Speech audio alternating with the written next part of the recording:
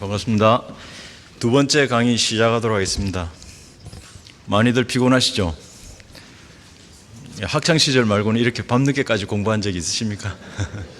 자, 하나님의 말씀이 그만큼 소중하니까 자, 두 번째 강의 시작하도록 하겠습니다. 이 강은 경륜에 따른 교회의 역사에 관해서 설명할 건데요. 사람들의 역사책에는 시대를 이렇게 나누죠.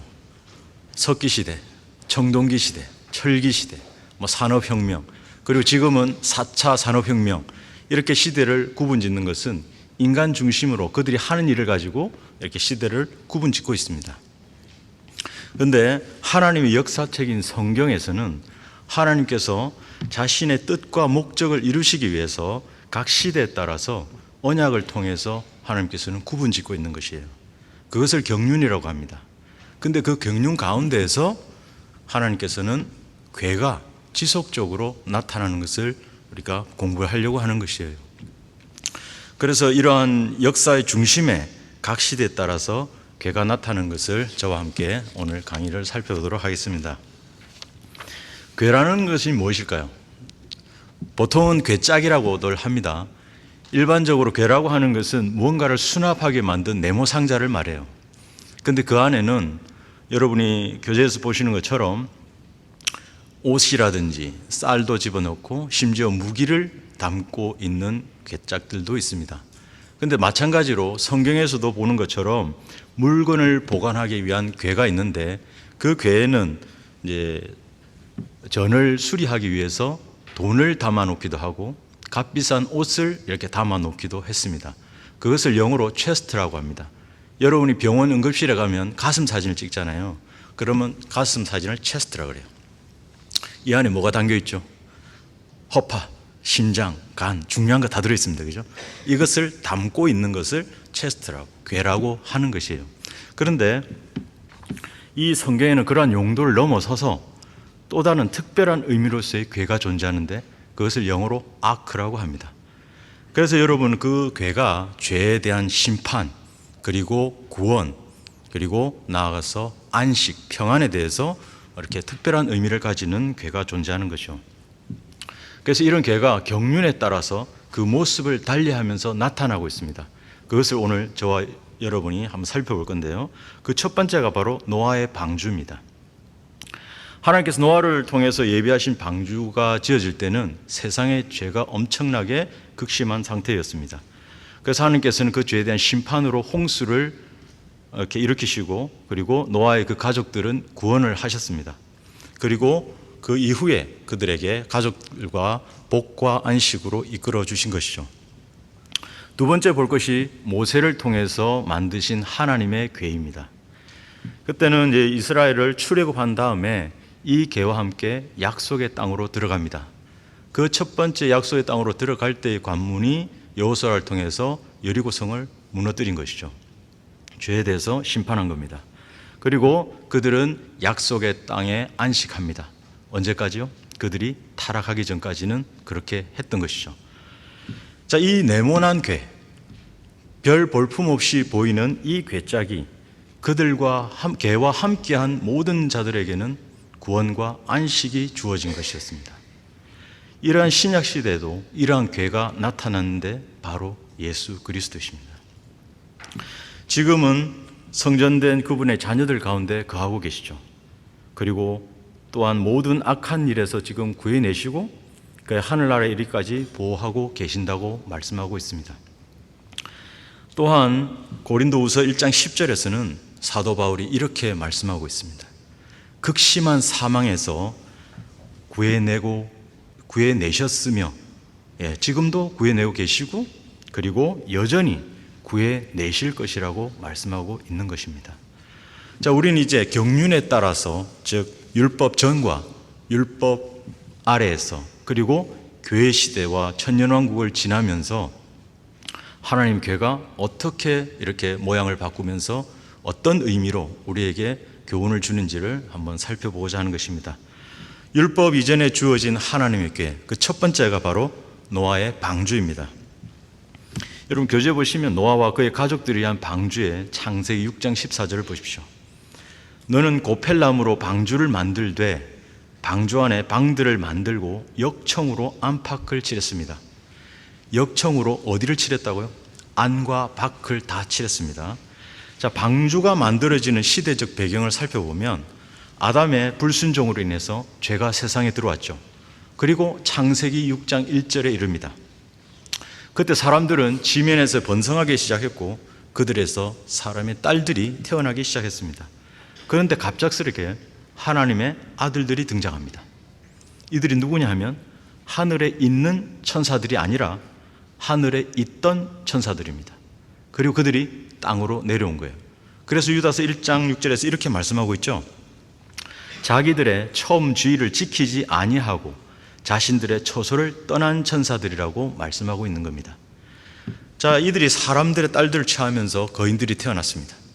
그리고 땅은 하나님 앞에 부패했고 폭력으로 가득했습니다. 그리고 하나님께서는 대홍수로 그들을 진멸할 때까지 이 죄악은 계속되었는데 이것이 바로 노아의 날들에 일어났던 죄의 범람이었습니다. 그렇지만 하나님의 눈에 은혜를 얻었던 노아는 하나님의 명령에 따라서 방주를 짓기 시작했습니다. 아까 말씀드린 것처럼 아무짝에 쓸모없이 보였던 그 내무상저가 전 지구를 뒤덮는 대홍수에서 노아와 그의 가족들을 구해낸 것입니다. 방주는 히브리어로 테바입니다. 큰 나무 상자나 괴짝을 의미합니다. 그래서 누군가를 살리기 위해서 살아있는 나무를 베어야 했습니다. 다시 말해 살아남아 있는 나무를 죽여서 노아와 그의 가족들을 살린 것입니다.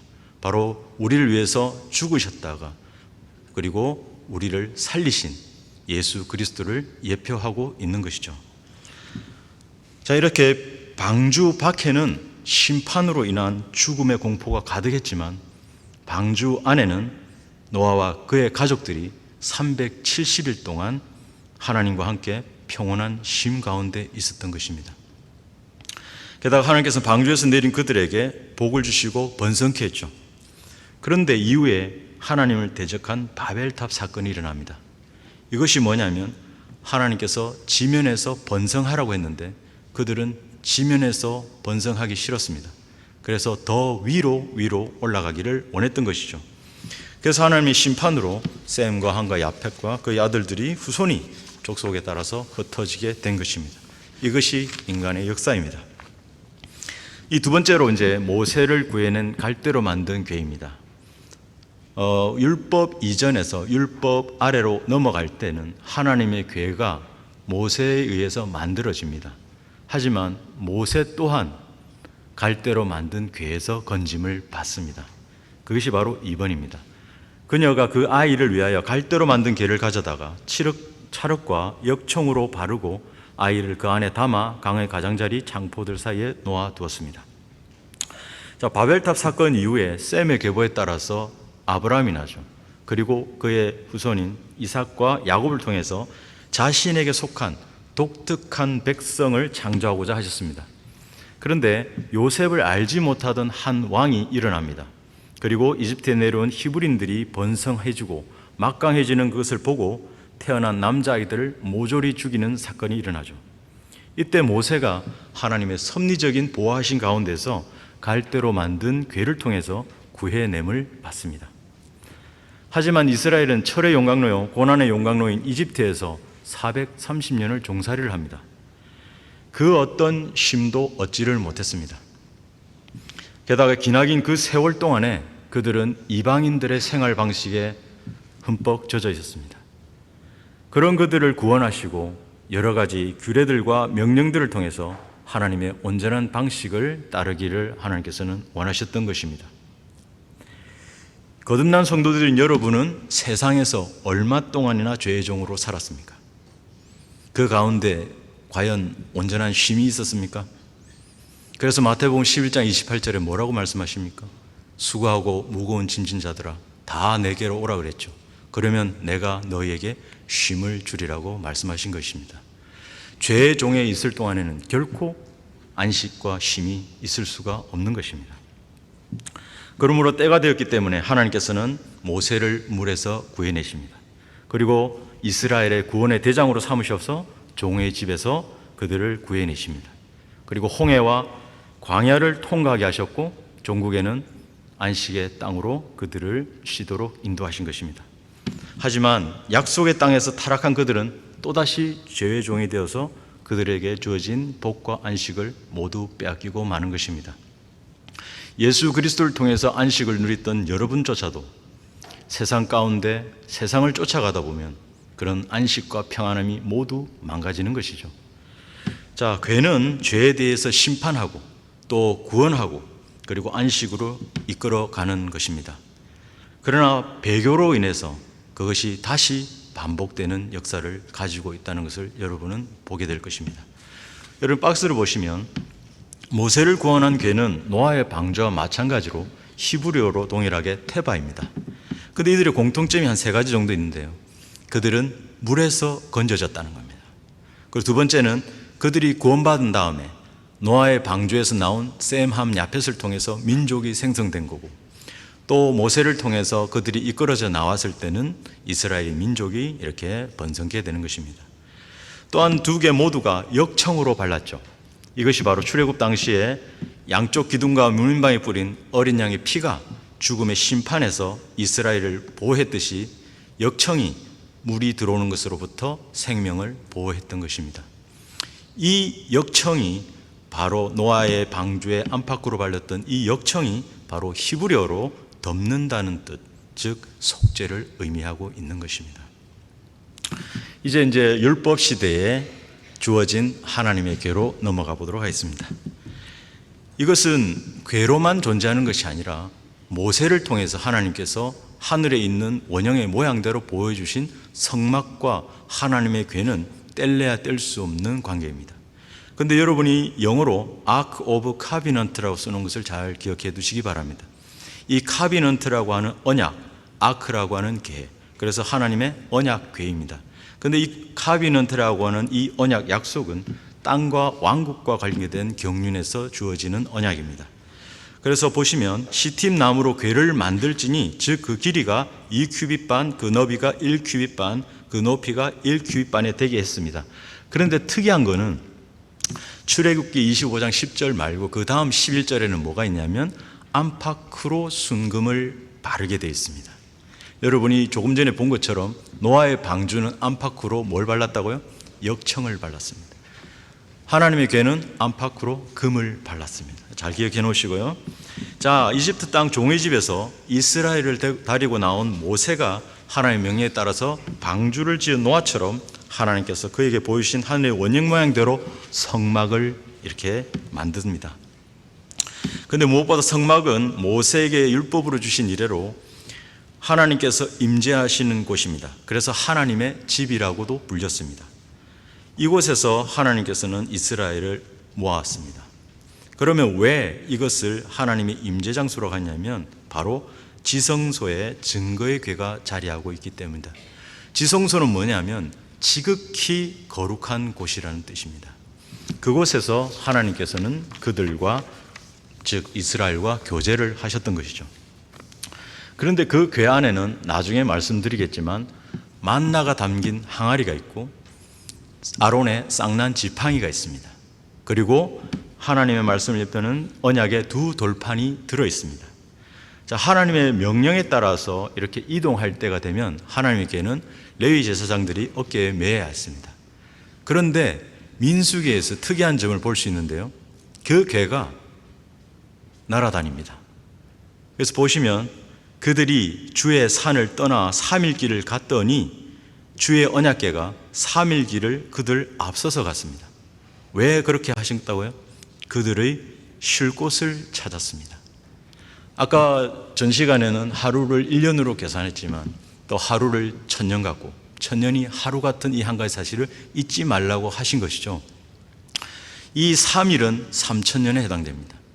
예수 그리스도가 오신 이후로 1000년 왕국은 이스라엘에게 주어지는 쉼입니다. 그리고 그 이후에 주어질 영원한 쉼이 기다리고 있습니다. 그 하나님의 궤가 3일 길을 그들을 앞서가서 그들에게 쉴 곳을 찾고 있는 것입니다. 이것이 이스라엘이 천년왕국에 갈 그 예표적인 모습을 그리고 있는 것입니다. 자, 그래서 이런 두 번째 파란만장한, 그런데 여기 중요한 것은 궤가 스스로 이동했고 쉴 곳을 찾아갔다면 이 언약궤가 이후에 땅에 있지 않고 하늘에 있는 것을 여러분이 발견하게 된다는 것입니다. 나중에 살펴볼 것이고요. 두 번째는 이제 이스라엘의 역사는 참으로 파란만장한데, 왜냐하면 언약궤와 관계가 있습니다. 그래서 이 궤를 이스라엘과 늘 동행했고 하나님께서 그것에 임재하시겠다고 했는데 이것을 빼앗겨버리는 사건이 발생합니다. 이것이 제사장의 엘리의 때이죠. 자, 첫 번째 보시면 빼앗긴 궤와 떠나버린 하나님의 영광입니다. 모세가 죽었을 때 이스라엘을 인도한 것은 여호수아였죠. 그래서 정복 전쟁을 통해서 우상 숭배를 하던 가나안 땅을 완전히 심판하고 또 이스라엘을 하나님 약속대로 그 땅에서 안식하도록 인도했습니다. 그런데 여호수아가 죽자 그들은 이방인들과 섞여서 악을 행했고 하나님도 잊어버린 채 자기 눈에 옳게 보이는 대로 행했던 것입니다. 그래서 하나님께서는 이방 민족을 통해서 그들을 괴롭게 하심으로써 그들을 징계하셨고 그들이 돌이키면 용서했습니다. 그래서 재판관을 세우고 타락하면 징계하고 또 재판관을 돌이키면 용서하고 재판관을 또 세우고, 이런 일이 사무엘의 일까지 계속적으로 이어졌던 것입니다. 이스라엘의 타락이 얼마나 심각했던지 아론의 손자인 피느하스가 하나님 언약궤 앞에서 주를 섬기고 있을 때 그들 지파들끼리 전쟁이 일어납니다. 그 전쟁에서 겨우 하나님의 궤 앞에서 묻는 사건이 재판관계에 딱 한 번 기록되어 있습니다. 이 전쟁이 바로 기브아에서의 전쟁입니다. 그들은 재판관계 1장에서 베냐민 지파가 예루살렘의 거민이었던 여부스인들을 몰아내지 않았습니다. 그것이 재판관계 1장 21절의 사건입니다. 그런데 그것이 하나의 빌미가 되었고 재판관계 19장과 20장에 이르러서 그 여부스인들이 동성 연애자들로 극심한 죄인들이었습니다. 그 죄로 인해서 이스라엘은 내분이 일어나는 것입니다. 그런 더러운 일들을 일으키고 자기 눈에 옳게 보이는 대로 행했던 이스라엘을 하나님께서는 결코 함께 할 수가 없었던 것입니다. 저나 여러분이나 예수 그리스도의 보혈로 거듭났지만 세상 가운데 방탕하고 질펀한 가운데 살게 된다면 하나님께서는 결코 함께 할 수 있는 상황이 안 되는 것입니다. 이 과거 구약처럼 성령이 떠나지는 않겠지만 그러나 하나님께서는 그들이 함께 할 수 없다는 사실은 여러분이 기억하셔야 합니다. 그래서 하나님의 언약궤를 빼앗기는 사건이 발생합니다. 성경은 분명히 하나님의 언약궤를 빼앗겼다고 하지만 하나님께서는 그들을 버리신 겁니다. 그래서 영광이 떠났고, 이렇듯 이제 여호수아가 죽고 난 이후에 다윗이 그 빼앗긴 궤를 찾아올 때까지 약 400년이 걸리는데 그때 이스라엘은 결코 쉼이 없었습니다. 여러분은 분명히 이집트에서 이스라엘이 430년 동안 고통 가운데 종살이를 했죠. 마찬가지입니다. 그리고 하나님께서 건져냈죠. 그리고 그들이 또다시 배교하고 타락을 해서 다시금 400년 동안의 쉼이 없게 된 상황이 벌어지는 겁니다. 두 번째 보시면 다윗이 이제 그 궤를 되찾아오고 왕국은 여전히 번영을 이루게 됩니다. 다윗은 누구죠? 하나님의 마음에 맞는 사람이라고 성경은 기록하고 있습니다. 그래서 그 필리스티인들에게 빼앗긴 언약궤를 다윗이 찾아오기까지 성막과 언약궤는 분리가 되어 있었어요. 모세는 하나님께서 보여주신 대로 성막을 지었고 지성소에 언약궤를 넣어 놓았습니다. 그런데 이 언약궤를 필리스티인들에게 빼앗긴 이후부터 성막과 언약궤는 계속해서 따로 놀게 된 것입니다. 계속해서 분리되었죠. 특히 사울의 때 성막은 노브 땅에 있었습니다. 그런데 언약궤는 어디 있었냐면 기브아에 있는 아비나답의 집에 있었죠. 그리고 이후 솔로몬이 성전을 건축하기 전까지 성막은 기브온 산당에 있었고, 그리고 언약궤는 오벳 에돔의 집에서 다윗이 예루살렘이 세운 장막으로 옮겨진 상태에 있습니다. 그래서 여러분이 솔로몬이 하나님께 기도로 구한 것은 지혜였죠. 그때 솔로몬은 바로 이 기브온 산당에서 1천 번제를 드립니다. 그것이 열왕기상 3장 4절에 나옵니다. 그런데 같은 장 15절에서 다시 번제와 화목제를 또 드리는 거예요. 어디서요? 바로 예루살렘에 세운 장막에서 다시 번제를 드리는 것입니다. 이처럼 성막과 언약궤가 계속해서 분리된 상태에 있는 상태였습니다. 자, 이제 안정된 통일 왕국을 이룬 다윗은 어떤 마음을 품었냐면 언약궤가 들어있는 성전을 짓고 싶었던 것이죠. 그래서 성전 안에 언약궤가 하나 된 그런 마음을 품은 것이죠. 자, 하나님께서 그러나 그는 전쟁으로 피를 많이 흘린 사람이기 때문에 그가 성전을 짓는 것은 허락하지 않았고 바로 안식의 사람인 그의 아들 솔로몬을 통해서 그 성전을 짓도록 허락하신 것입니다. 그래서 다윗 이후 솔로몬은 통일 왕국을 이루었고 성전을 건축함으로써 이카봇, 하나님의 영광이 떠나버린 이스라엘을 하나님 앞에 다시 온전하게 회복시켰던 것입니다. 자, 이것을 통해서 볼 때 분명히 모세의 성막의 지성소에는 하나님의 궤가 있었는데 그 하나님의 궤를 제사장들이 메고 옮겼다고 말씀드렸죠. 그래서 모세가 지은 성막에는 그들은 아직 안식의 땅에 들어가지 않았기 때문에 채를 하나님의 궤에 끼워 놓은 상태에 존재했습니다. 하지만 솔로몬이 지었던 그 성전에는 하나님의 궤에 채가 빠져서 있는 것이죠. 왜냐하면 더 이상 옮겨 다닐 일이 없기 때문입니다. 그래서 솔로몬은 안식의 사람이라고 불리고 또 천년 왕국인 그 안식의 땅에 영원히 통치할 바로 예수 그리스도를 예표하고 있는 것입니다. 자, 그래서 이런 상황에 세 번째로 아까 드린 것처럼 하나님의 궤가 어떻게 된다고요? 죄에 대해서 심판하고 구원하고 그리고 다시 안식으로 갔는데 배교해버린 상황이 벌어진다고 그랬죠. 바로 세 번째, 솔로몬이 배교하고 맙니다. 다시금 영광이 떠나버린 겁니다.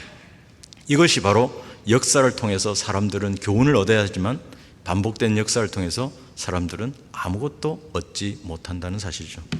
자, 성전이 건축되고 얼마 지난 다음에 솔로몬의 통일 왕국은 그의 타락으로 인해서 북왕국 이스라엘과 남왕국 유다로 갈라지고 그들은 아시리아와 바빌론으로 잡혀가고 맙니다. 자, 그래서인지 여러분이 하나님의 궤를 빼앗겼을 때 분명히 이카봇이라고 했습니다. 이사야의 선지서부터 말라기까지 그 모든 선지서들의 눈을 씻고 찾아봐도 하나님의 궤라는 것은 딱 한 번 등장합니다.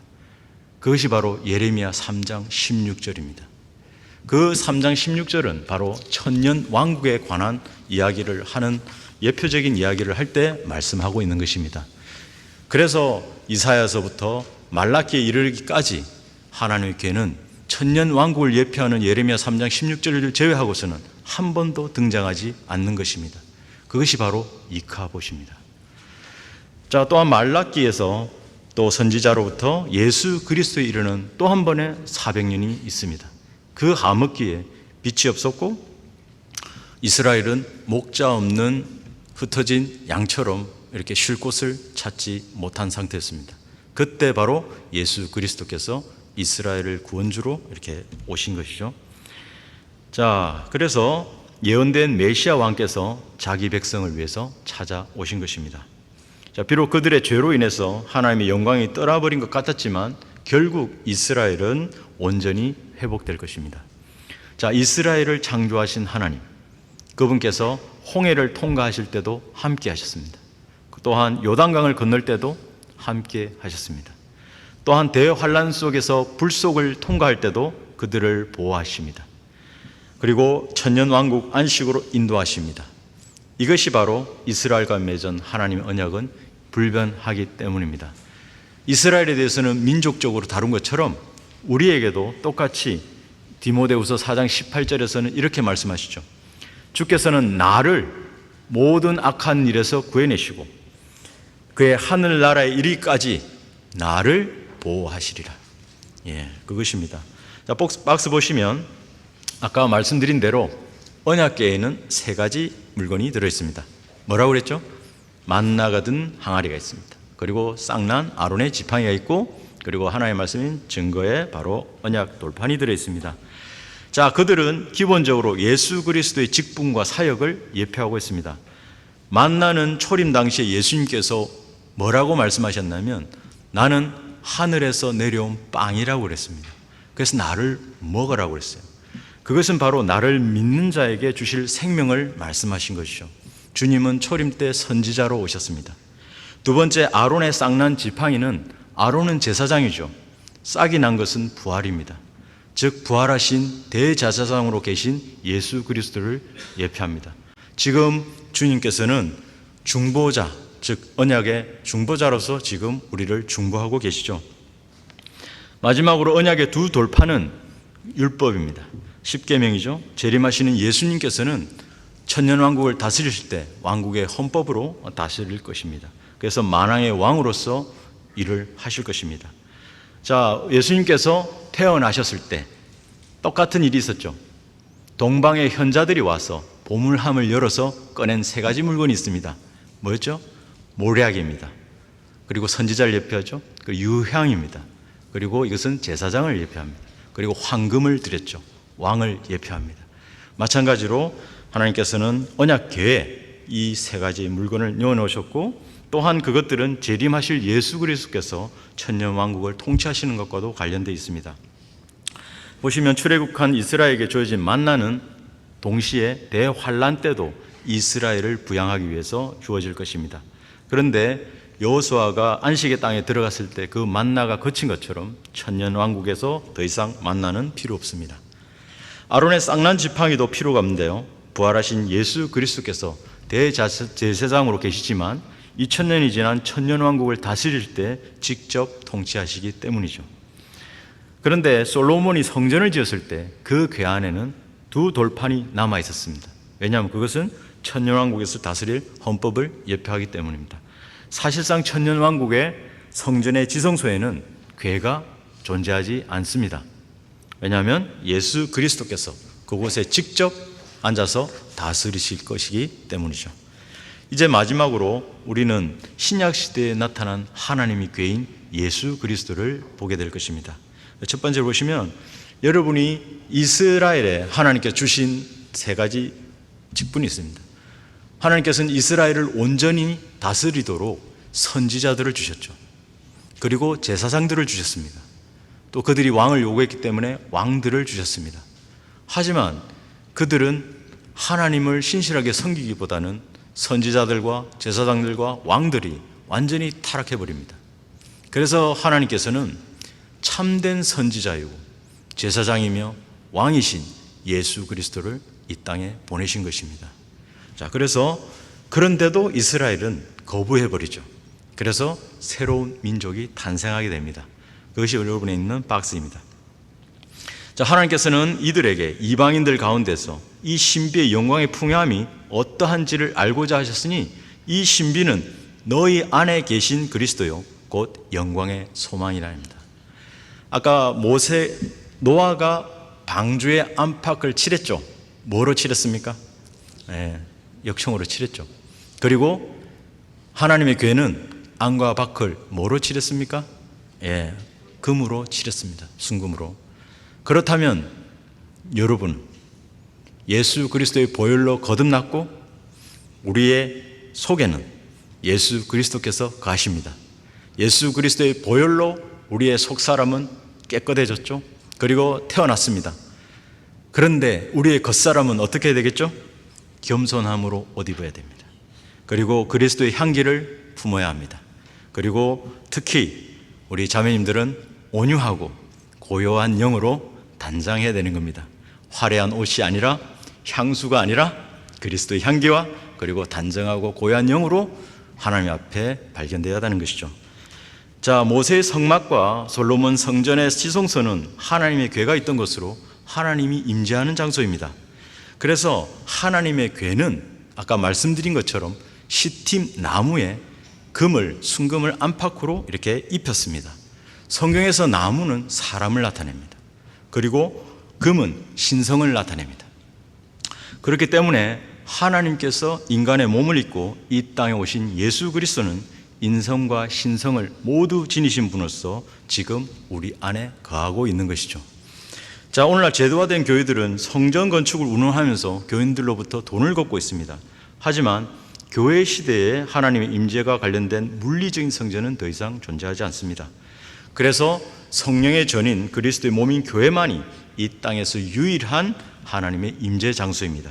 그래서 고린도전서 6장 19절과 20절에 이렇게 말씀하시죠.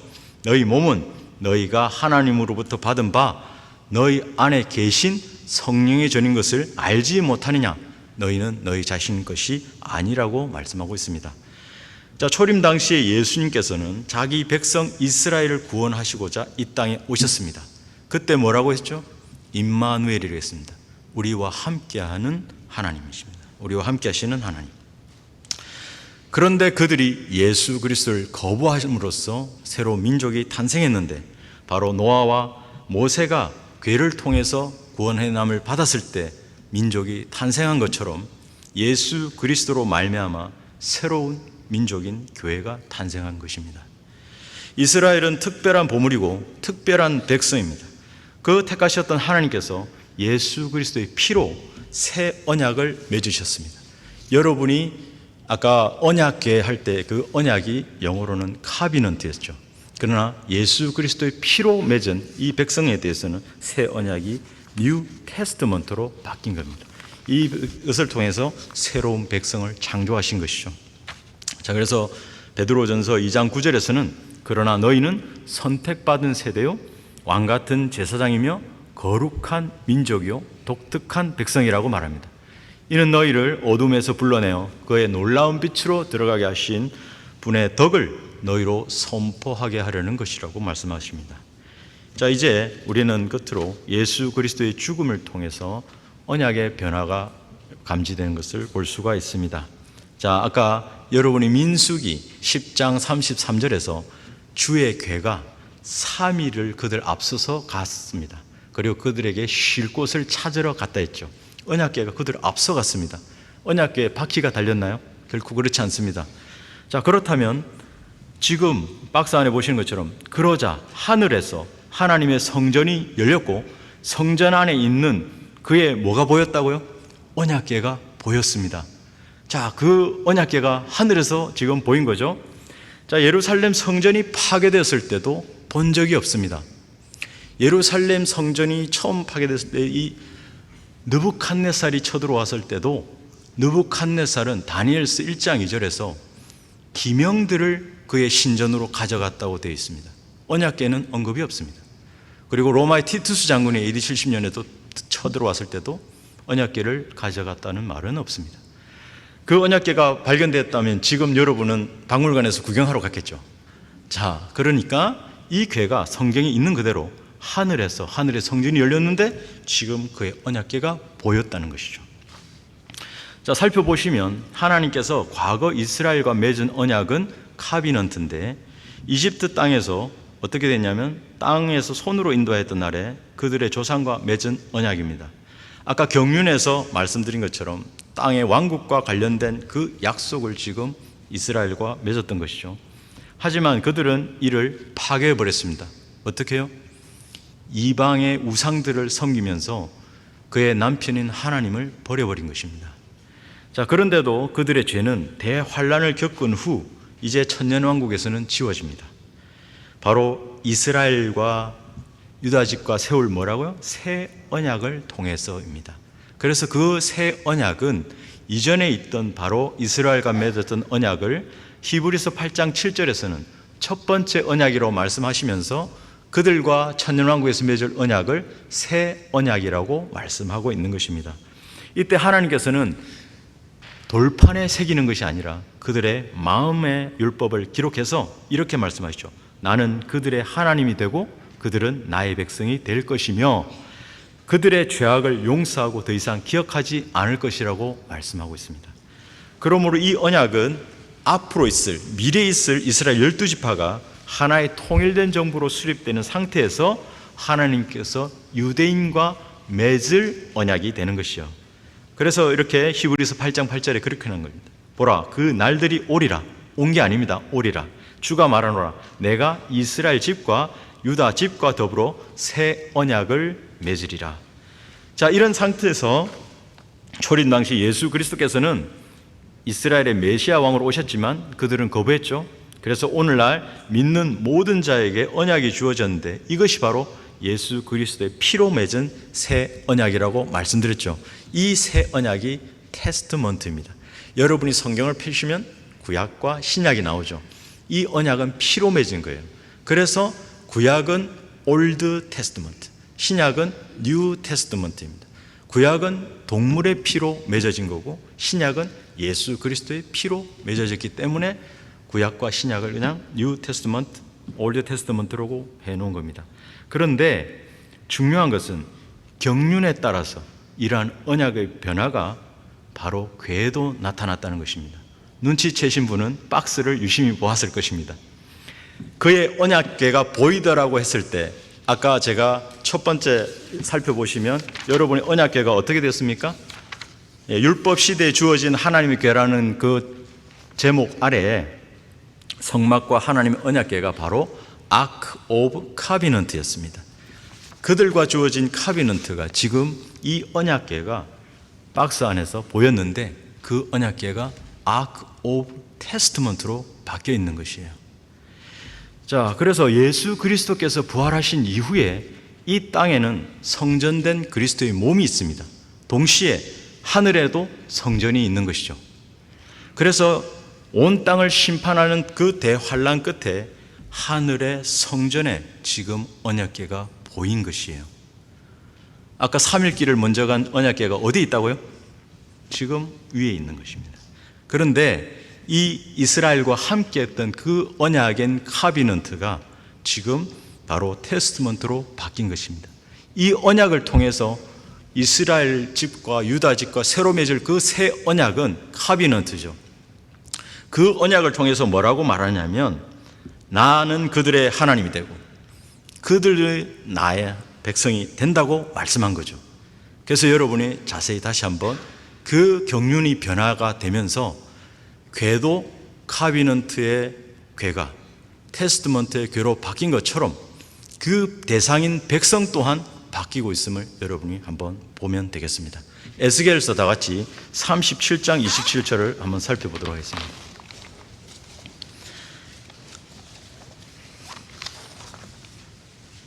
에스겔서 37장 27절을 같이 한번 찾아보게요. 자, 에스겔 37장 27절을 보시면 자, 읽어보겠습니다. 나의 장막도 그들과 더불어 있으리니 정녕 나는 그들의 하나님이 되고 그들은 나의 백성이 되더라. 자, 이것은 영원한 언약을 맺는 지금 뼈들이 부활되는 이스라엘의 부활, 즉 회복을 말씀하는 에스겔 37장입니다. 이 천년왕국 때 일어날 이 일이 여러분은 잘 보십시오. 나의 장막도라고 되어 있죠. 근데 아래쪽에 여러분이 참조해 놓은 계시록 21장에 보시면 하나님의 성막이 누구와 있다고요? 사람들과 함께 있습니다. 에스겔서 37장 27절과 같이 한번 보십시오. 나의 장막도 그들과 더불어 있는데 하나님의 성막이 사람들과 함께 있어 그분께서 그들과 함께 거하시리니 그들은 그분의 백성이 되고 하나님께서는 친히 그들과 함께 계셔서 그들의 하나님이 되신다고 했습니다. 다시 말해서 하나님의 백성이 이스라엘에서 온 인류로 구원받은 모든 백성들로 확대되고 있는 것을 우리는 볼 수가 있는 것이에요. 자, 그래서 여러분이 박스를 보시면 천년 왕국에는 하나님의 궤가 있다 없다? 없습니다. 그렇다면 아마겟돈 전쟁을 승리로 끝내시고 다스릴 이 천년 왕국에도 없었는데 이때 천년 왕국도 이제 영원에 이끌어 갔을 때 그때도 하나님의 궤는 없습니다. 왜냐고요? 천년 왕국의 지성소에는 하나님의 궤 대신에 하나님의 궤이신 예수 그리스도가 직접 통치하셨죠. 새 예루살렘 그리고 영원에서는 마찬가지입니다. 계시록 21장 22절에 뭐라고 되어 있냐면 하나님과 어린 양이 그곳의 성전이기 때문에 더 이상 하나님의 궤는 필요하지 않은 것입니다. 자, 결론을 맺도록 할게요.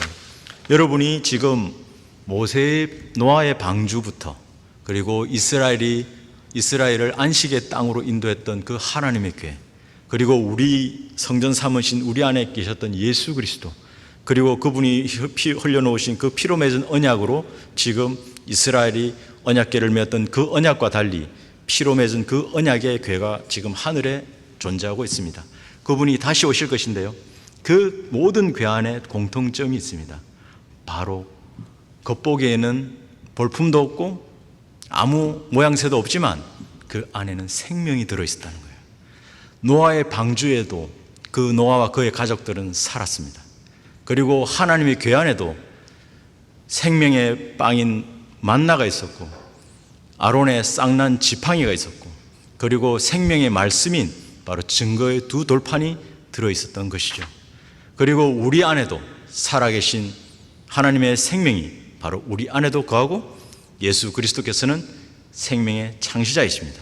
그분이 바로 우리 안에 거하고 계시다는 것이죠. 자, 궤는 단순하고 볼품이 없습니다.